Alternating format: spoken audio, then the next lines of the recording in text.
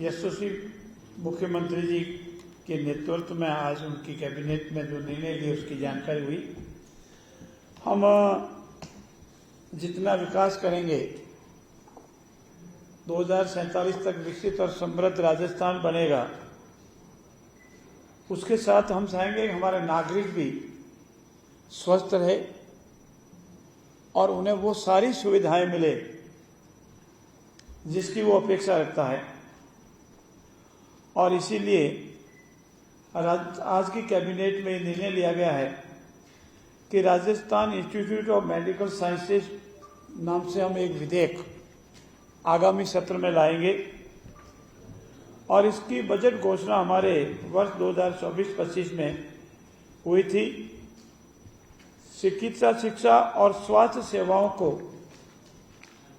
और कैसे सुदृढ़ और बेहतर किया जावे, आम आदमी तक की पहुंच तक किया जावे, इसके लिए हमारे यशस्वी मुख्यमंत्री बहुत ही चिंतित हैं और उन्होंने Rajasthan institute of health sciences जो हमारा RUSS है का विस्तार करते हुए Rajasthan institute of medical sciences RIMS नई दिल्ली की तर्ज पर जयपुर में ऐसा ही इंस्टीट्यूट विकसित करेंगे जो एम्स की तर्ज पर होगा। एक तरह से एम्स की सारी सुविधाएं होगी और इसमें PG स्तर का एकमात्र हमारा ये इंस्टीट्यूट होगा। साथ ही साथ सवाई मानसिंह चिकित्सालय में जो कैंसर संस्थान चल रहा है वो भी इसके अंडर में आएगा। इतना ही नहीं, इस इंस्टीट्यूट में सुपर स्पेशलिटी की स्वास्थ्य सेवाएं आम नागरिक को मिलेगी और हमारा शासन का प्रमुख मुख्य सचिव जो है वो इस RIMS के अध्यक्ष होंगे और इसी की तर्ज पर एक खोज समिति बनेगी जो फैकल्टी का आने का नियुक्ति करेगी। बेस्ट से बेस्ट फैकल्टी हो, स्टाफ हो। राजस्थान स्वास्थ्य विज्ञान विश्वविद्यालय कर्मचारी के रूप में इसका संचालन होगा। इस संस्थान की स्थापना से राजस्थान में मेडिकल साइंसेज में एक क्रांति आएगी। एम्स हमारा जोधपुर में है और राजस्थान में कहीं नहीं है, और दूसरा एम्स की तर्ज पर ही जयपुर में ये विकसित होगा। इसके साथ ही साथ आज कैबिनेट में एक सबसे और महत्वपूर्ण निर्णय लिया गया है। हमारे जो नगरीय क्षेत्र है, नगरीय क्षेत्रों में विभिन्न उद्देश्यों के लिए भूमि आवंटन की जाती है। भूमि आवंटन की एक स्पष्ट नीति को लेकर के आज हम कैबिनेट में निर्णय लिया है। सार्वजनिक उद्देश्यों के लिए हो, सामाजिक उद्देश्यों के लिए हो, धार्मिक उद्देश्यों चैरिटेबल ट्रस्टों के लिए हो, निजी निवेशकों के लिए हो, कंपनियों के लिए हो, विभिन्न प्रकार के शैक्षणिक चिकित्सा संस्थान के लिए हो, उद्योगों के लिए हो, व्यापारियों के लिए हो, पर्यटक इकाइयों के लिए हो, इन सब के लिए भूमि आवंटन की आवश्यकता रहती है। भूमि आवंटन में पारदर्शिता हो, निष्पक्षता हो, एक स्थान पर काम हो जावे। इसीलिए ये नगरीय क्षेत्रों में भूमि आवंटन की नीति 2025 आज हमने लाई है और इसमें निवेश करने वाले को अनावश्यक विलंब और खर्चा नहीं लगे और प्रक्रिया हो, सरलता हो, पारदर्शी हो, एक रूप हो और अथॉरिटी किसी भी रूप में दुरुपयोग नहीं करे, इसी का मुख्य उद्देश्य है। इस नीति के तहत विशेष रूप से सामाजिक, सार्वजनिक, धार्मिक, चैरिटेबल संस्थाओं के साथ साथ निजी निवेशकों, कंपनियों, ट्रस्टों, समाचार पत्रों, आपके लिए भी मान्यता प्राप्त राजनीतिक दलों तथा सरकारी विभागों को भूमि आवंटन के प्रावधान किए गए, पहले की नीतियों में नहीं थे। विभिन्न सामाजिक उपयोगी भूमि आवंटन आरक्षित दर की LDC जिसको बोलते हैं DLC रेट से 40% दर पर किया जाएगा। रिको एंड आवासन मंडल भी इस आवंटन भूमि के संबंध में अपनी निर्धारित दर करेंगे। राजकीय विभागों भी निःशुल्क भूमि मिलेगी। जैसा अभी हमारे वरिष्ठ साथी ने बताया, पर्यटक राजस्थान के लिए सभी उपयोगी है और उसको भी बढ़ावा देने के लिए इस नीति में प्रावधान किए गए हैं। साथ ही साथ हमारी जो पूर्व की 2015 की नीति थी उसमें हितायोग्य संशोधन करके इस नीति को प्रभावी बनाया जाएगा। मित्रों, राजस्थान सर्वांगीण रूप से विकास करे, राजस्थान विकसित और समृद्ध बने, इस सब के लिए हम प्रयत्नशील हैं। परंतु उसके लिए जरूरी है कि राजस्थान का जो हमारा जीडीपी बढ़े, हमारा कर्मचारी भी साथ ही साथ खुश हो, सहयोग करे, और हम लोग अगर काम करेंगे तो प्रकृति भी साथ देती है। और राजस्थान इस लिहाज से इस वर्ष और पूर्व वर्ष की गत वर्ष की बात ही बेनिफिटेड है, बरसात हुई है। राजस्थान विधानसभा में सुरक्षा सवर, जो हमारे सुरक्षा में जो कर्मचारी अधिकारी लगते हैं, उनके पदोन्नति से संबंधित कुछ विसंगति थी, इसको ठीक किया गया है।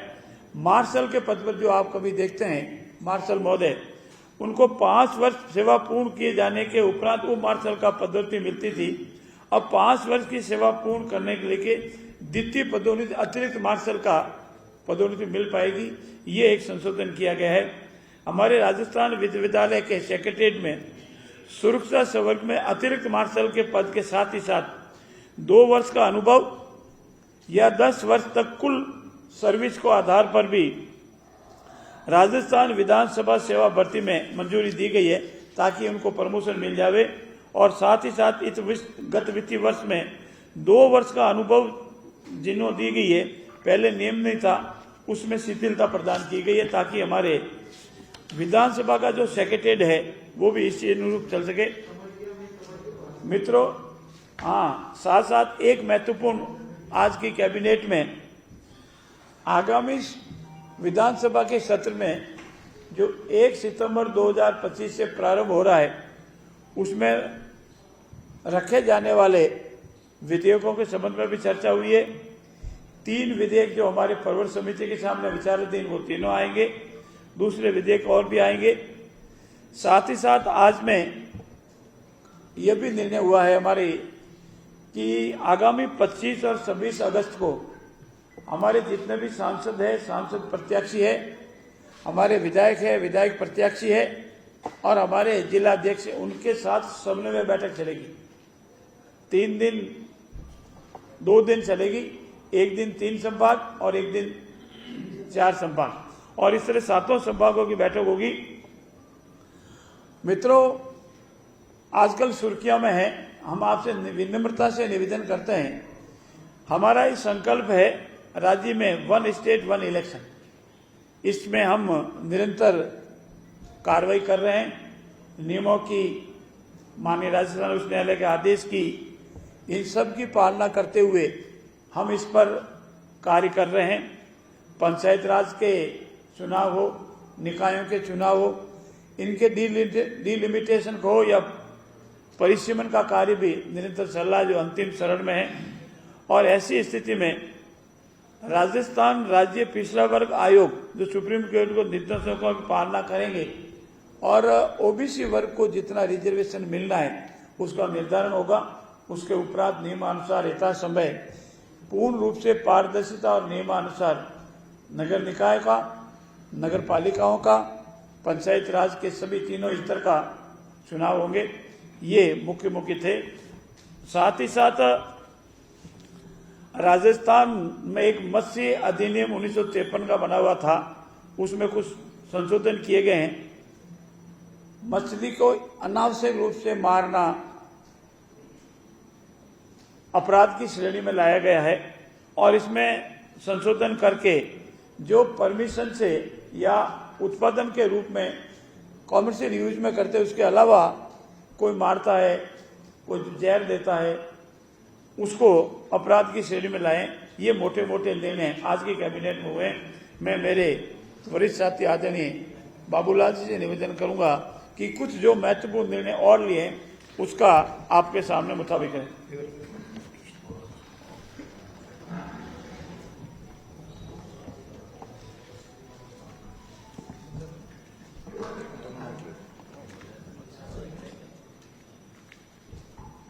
नमस्कार साथियों, आज की कैबिनेट के बैठक का जो निर्णय हुए वो हमारे दो साथियों ने आपके समक्ष रखे।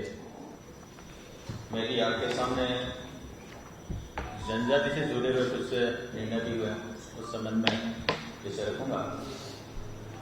धरती आबा जनजाति ग्राम उत्कर्ष अभियान राज्य की सभी 3 डिस्कॉम में धरती आबा जनजातीय ग्राम उत्कर्ष अभियान DAJGUA को RDSS योजना के अंतर्गत क्रियान्वित किया जाएगा। भारत सरकार द्वारा 20 जुलाई 2021 को अधिसूचित पुनरुत्थान वितरण क्षेत्र योजना RDSS के अंतर्गत अक्टूबर 2024 को धरती आबा जनजातीय उत्कृष्ट ग्राम उत्कर्ष अभियान DAJGAU प्रारंभ किया। इसका उद्देश्य मित्रों जनजाति क्षेत्र में बुनियादी ढांचा, स्वास्थ्य, शिक्षा और आजीविका उस अंतराल को दूर करना है, क्योंकि बहुत अंतराल है जनजाति क्षेत्र में। आज भी बहुत आवश्यकता है, जो होने चाहिए उतने काम नहीं है, उसको दूर करना और सामाजिक और आर्थिक स्थिति को सुधार करना है। इस योजना में ऐसे गांवों को सम्मिलित किया गया है जिनकी जनसंख्या 500 या उससे अधिक है और जिनमें इनसे कम 50% आदिवासी निवास हैं। साथ ही आकांक्षी जिले के वे गांव भी सम्मिलित किए गए हैं जहां आदिवासी जनसंख्या 50% से अधिक है। यहां पर आज भी बिजली से लोग वंचित, और इस योजना का मकसद ये है कि उन गांवों को वहां तक बिजली पहुंचा करके उन गांवों में उजाला पहुंचाया जाए। ऐसे माननीय मुख्यमंत्री ने सहानुभूतिपूर्वक विचार करके ऐसा आज का निर्णय लिया है। ऐसे कुछ परिवार हैं 24,308 और आदिवासी परिवार एवं सार्वजनिक संस्थान 84 वो लाभान्वित होंगे। इसी प्रकार आपने और हमने सबने देखा है कि कुछ परियोजनाएं बनती है, पेयजल परियोजना बनती है, सिंचाई परियोजना बनती है, और बनती है तो वहां विस्थापन होने वाले व्यक्ति को पुनर्वास के लिए जो लाभ मिलना चाहिए वो मिलता तो है, लेकिन वो लोग वंचित रह जाते हैं जो बीलाना में जमीन में बसे हुए हैं, चरागाह में बसे हुए हैं या वन भूमि में, वो रिकॉर्ड में नहीं है तो उनको लाभ नहीं मिलता था। आज माननीय मुख्यमंत्री